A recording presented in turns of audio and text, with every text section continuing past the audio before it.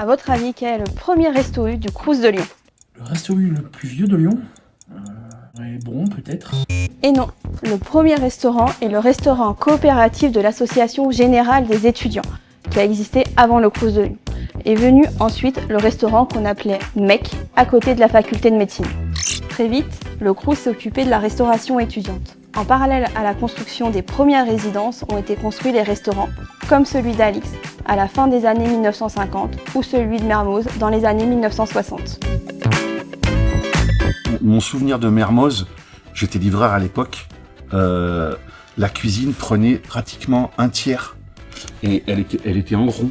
Pour l'époque, finalement, était vachement bien équipée. Et je me souviens des friteuses d'une contenance énorme.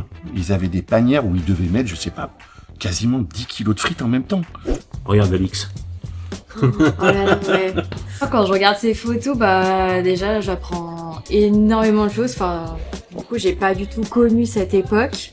Là, par exemple, je vois la cafétéria Astrée, de voir comment c'est devenu et comment c'était avant.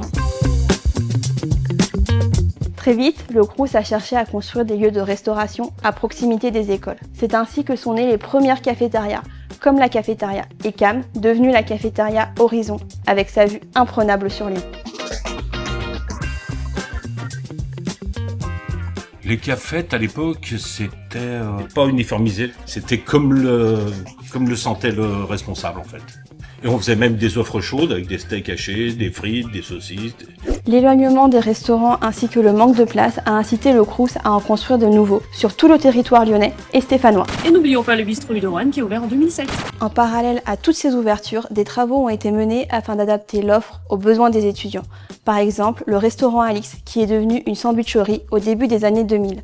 C'était un véritable challenge pour l'époque. Tout au début, en 2008, on préparait environ 500 sandwichs pour 6 cafétérias. Et on est arrivé à développer justement cette sandwicherie jusqu'à avoir 5000 produits jour. Tout le premier étage jusqu'au balcon, c'était la zone de production. On commençait à 3h du matin. Bon, autant tenir pour venir travailler, il n'y avait pas grand monde sur la route. L'idée, c'était que tous les sandwichs partent en livraison à partir de 7h30 du matin. Et c'était que du frais. On a reçu une invitation pour le 6 juin 2014 qui nous invitait pour inaugurer le 3 millionième sandwich fabriqué à la sandwicherie. C'était une bonne époque, une bonne période. Mais dans les restos U, ce qui intéresse vraiment les étudiants, c'est les menus. Et là aussi, ça a beaucoup évolué.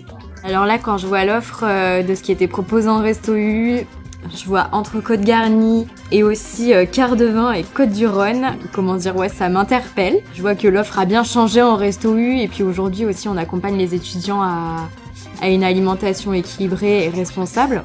Les restaurants ont évolué depuis les années 50. Ils proposent d'autres activités, comme le restaurant Mono et son espace de travail, le restaurant des quais et son lieu de détente, ou le restaurant Tréfilerie et sa zone de travail.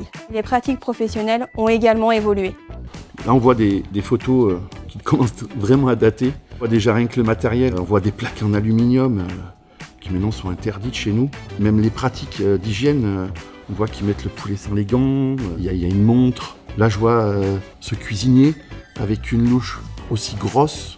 Ouais, c'est fou. On a dû repenser notre façon de travailler. On a mis en place un cooking lab. C'est une cuisine d'application où on a des postes. Et comme à l'école, en fait, on apprend, on réapprend. Maintenant, on travaille même à l'envers par rapport à ce qu'on nous avait appris à l'école. Et tout ça pour faire évoluer dans le bon sens, quoi. Et maintenant, c'est à vous de nous raconter vos anecdotes sur les restos U et les cafétérias du Crous. À bientôt!